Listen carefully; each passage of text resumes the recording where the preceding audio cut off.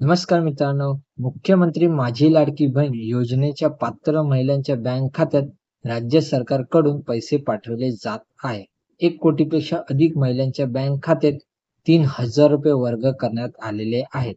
अजूनही रोज अनेक महिला या योजनेचा लाभ घेण्यासाठी अर्ज करत आहेत. मात्र बँक खात्याशी आधार नंबर लिंक असेल तरच महिलांना या योजनेचे पैसे मिळत आहेत.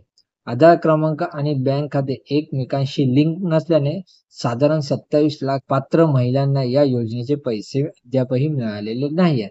याच पार्श्वभूमीवर घर बसल्या आधार क्रमांक बँक खात्याला कसे लिंक करायचे हे आपण या व्हिडिओच्या माध्यमातून पाहणार आहोत. त्यासाठी व्हिडिओ नक्की शेवटपर्यंत पहा.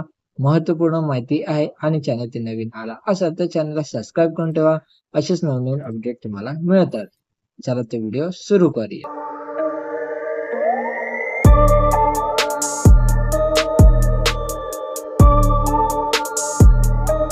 हे तपासण्यासाठी तुम्हाला uidai.government.in या संकेतस्थळावरती तुम्हाला जावे लागणार. तर सर्वप्रथम गुगलवरती तुम्हाला माय आधार हे क्लिक करून घ्या. आता तुमच्यासमोर माय आधारची वेबसाईट आलेली असेल. ठीक आहे. तर आता तुम्हाला तुमचा आधार नंबरने लॉग इन करायचे आहे. त्यासाठी आधार कार्ड नंबर आणि खाली दिलेल्या कॅपचा वापर करावा.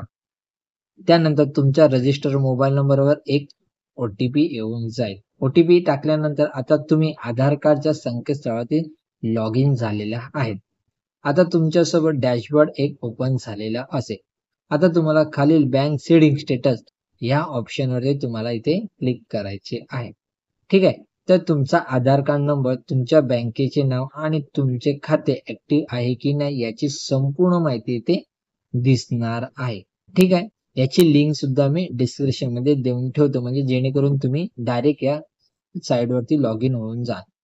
ठीक आहे. आता आपण बँकेला आधार क्रमांक कसा लिंक करायचा हे सुद्धा समजून घेऊया. तर सर्वप्रथम तुमच्या गुगल वरती NPCI असे टाईप करायचे आहे. NPCI म्हणजे हे अधिकृत वेबसाईट आहे, त्याच्यावरती तुम्ही क्लिक करा.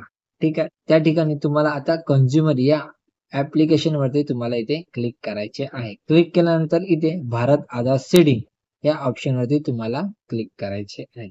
ठीक आहे. क्लिक केल्यानंतर एक नवीन पेज ओपन होईल.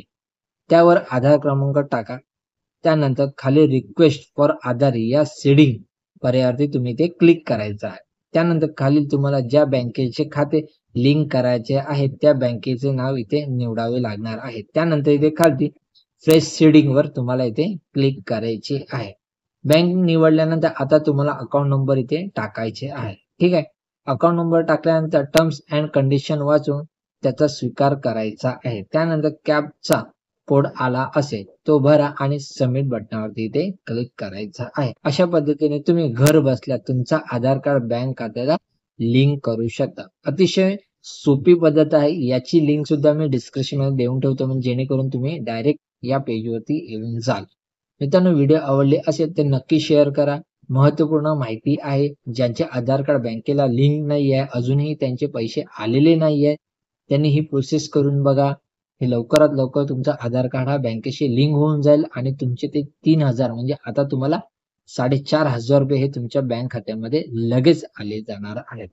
धन्यवाद मित्रांनो.